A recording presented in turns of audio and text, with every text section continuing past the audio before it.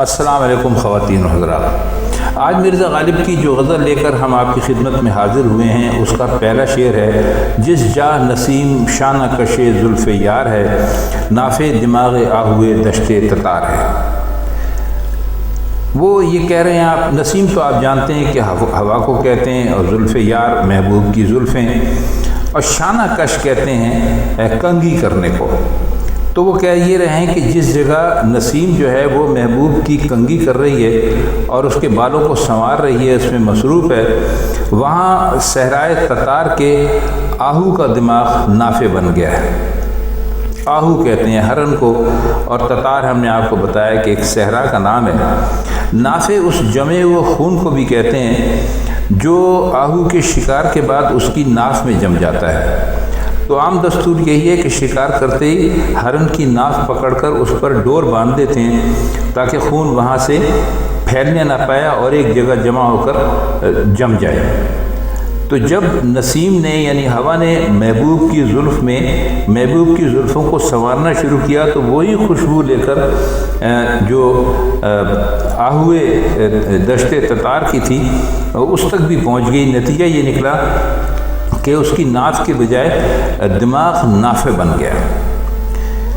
دوسرا شعر ہے، کس کا سراغ جلوہ ہے حیرت کو، اے خدا آئینہ فرش شش جہت انتظار ہے۔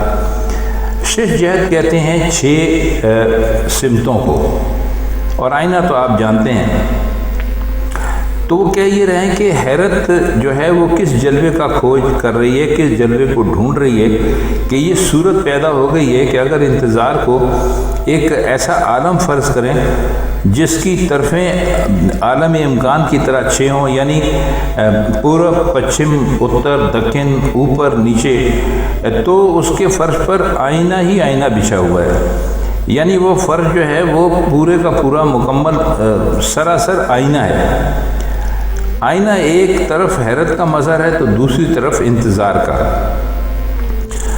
بہرحال اس میں کوئی شبہ نہیں کہ جس طرح انسانیت کی تکمیل باقی ہے، اسی طرح عالم کی تکمیل کا بھی انتظار ہے، اور اس کی کیفیت لمحہ بلمحہ بدل رہی ہے۔ تو اسی کی طرف مرزا نے اپنے اس شعر میں اشارہ کیا ہے۔ تیسرا شعر ہے ذرہ ذرہ تنگی جاسے غبار شوق، گردام یہ ہے وسط صحرا شکار ہے۔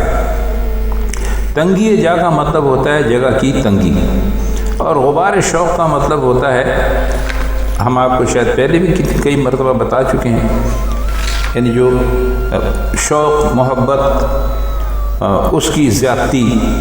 گردام یہ ہے وسط صحرا شکار ہے۔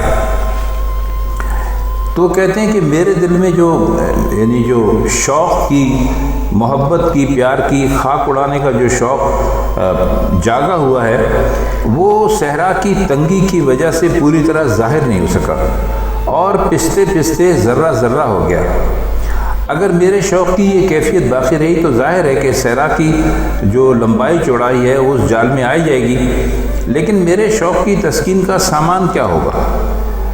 تو ذرہ ذرہ ہو جانے کو انہوں نے حلقہ ہائے دام سے یعنی اس کی مثال انہوں نے دینے کی کوشش کی ہے کہ گردام یہ ہے، مطلب ہے تو وسط صحرا شکار ہے۔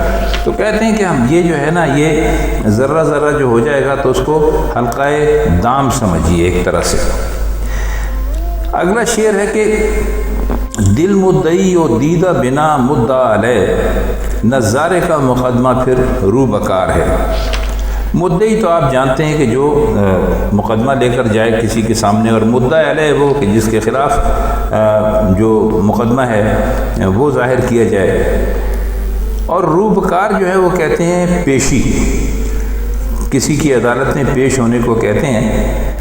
تو وہ یہ کہتے ہیں کہ دل جو ہے میرا مدعی بن گیا ہے، اور آنکھوں کو انہوں نے بنا دیا مدعا علیہ، یعنی دل نے آنکھوں کے خلاف جو دعوے دائر کر رکھے تھے اس کی بنا پر نظارے کا مقدمہ بنا، اور اس مقدمے کی آج پھر پیشی ہے۔ کہنے کا ان کا مطلب یہ ہے کہ بھائی دل جو تھا میرا وہ، اور اگر ایک طرح سے دیکھا جائے تو میری آنکھیں دونوں ہی قصوروار ہیں محبوب کو دیکھنے میں اور محبوب کے اوپر عاشق ہونے میں۔ اگلا شعر دیکھتے ہیں۔ چھڑکے ہے شبنم آئینہ برگ گل پراب، اے اندلیب وقت ودائے بہار ہے۔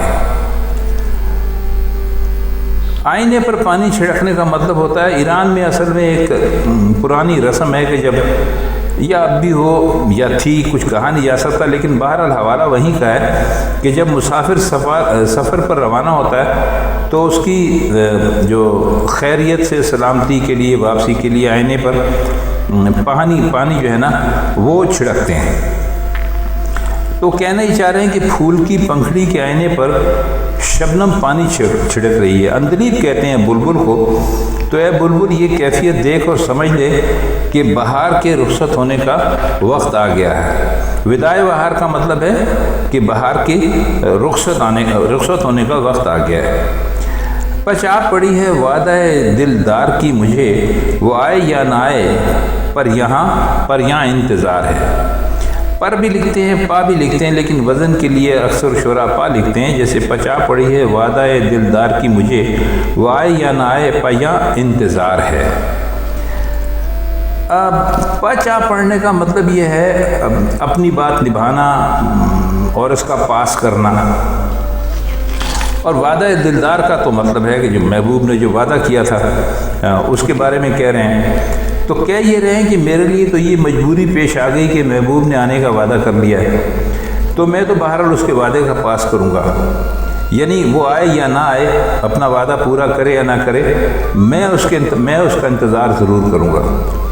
اگر میں اس کی یعنی عزم بدہتی کے پیش نظر انتظار نہ کروں، ادھر ادھر ہو جاؤں اور واقعی آ جائے تو مجھ پر یہ الزام لگے گا کہ یہ وعدے کے مطابق تم نے انتظار نہیں کیا، تو میں ہر طرح سے مجبور ہوں، میں ہر صورت میں اپنے محبوب کا انتظار کروں گا، چاہے میرا محبوب آئے یا نہ آئے۔ تین حضرات، یہ تھی مرزا غالب کی آج کی غزل، جس کے کچھ مشکل الفاظ کے معنی ہم نے آپ کی خدمت میں عرض کیے اور کچھ اس کی تشریح کرنے کی کوشش کی۔ تو اب آپ سے ملتے ہیں مرزا کی کسی اور غزل کے ساتھ آئندہ کسی اور محفل میں، تب تک کے لیے خدا حافظ۔